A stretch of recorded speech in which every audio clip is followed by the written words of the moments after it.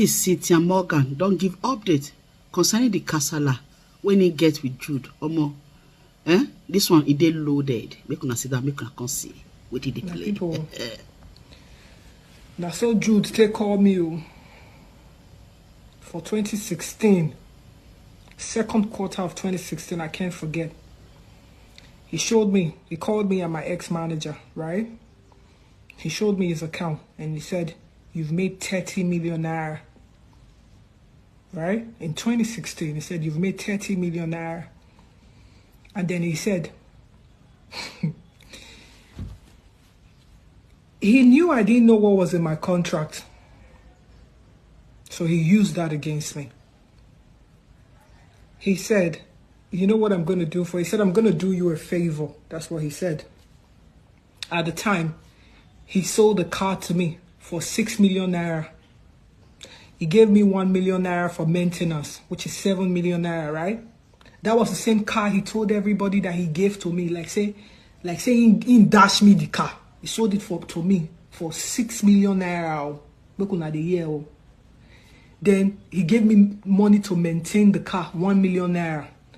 Then he borrowed me money to rent my apartment. Make una the year, make una nothing say all those nonsense when they talk for social media since how many years, say not true. He loaned me money to rent my apartment. I think the rent was about 1.5 million naira or 1.4. Then he gave me some money too for maintenance, like, to buy furniture or whatever it is. I think another 1 million naira. So when this guy told me that, I've made 30 million naira, he said, "I'm going to do you a favor. Listen to me." He said, "You know what I'm going to do?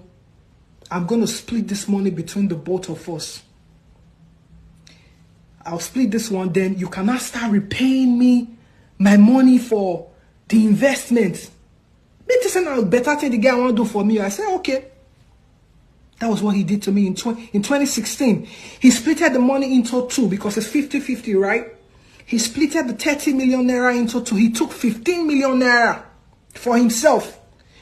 He gave my then manager, because my manager used to collect 15%, I think, from my money at the time. I can't remember how much my manager used to collect. He gave my manager his cut, her cut. Then he now told me the money I'm owing him. He collect the money for the car, the 7 million naira. He collect money for the apartment and some other miscellaneous money that I had borrowed from him. Bro, at the end of the collection, I didn't have any money left. That was how I started paying again. As of 2016, 30 million naira, according to what my contract states, which I later got to find out. My contract states that once I pay back 50% of the investment, that is when I start getting my 50% as my, as recoup, as my gain, right? Brother, this guy did not spend 60 million naira on me. Do you understand? He has the spreadsheet. He can show the world. Let him show the world how much he spent on me. So even if he had spent 60 million naira on me, which he didn't, 30 million naira would have offset the money. You understand me? 30 million naira would have offset the money. So all I needed to do was start now gaining, right? But no, that wasn't what he did. He tricked me and said, "You know what? I want to do you a favor. Because you're owing me some money, I'm going to split this money as our returns, right? And then I take my 50%. And then the money that you have, that's supposed to be your own now, I'm going to use it to pay the debt that you... Now, if you watch his interview, he said, I gave her a house. I gave her a car. Like saying he dashed me house, he dashed me car. That was the things he said in his interview. He made everybody think I was ungrateful for everything that he did for me. Me, myself, I just, I didn't know what was going on. No. I'm going to be very sincere with everybody. When I did that interview in 2020, I was in Benin. I was so depressed. I mean, know what I see for that record label now.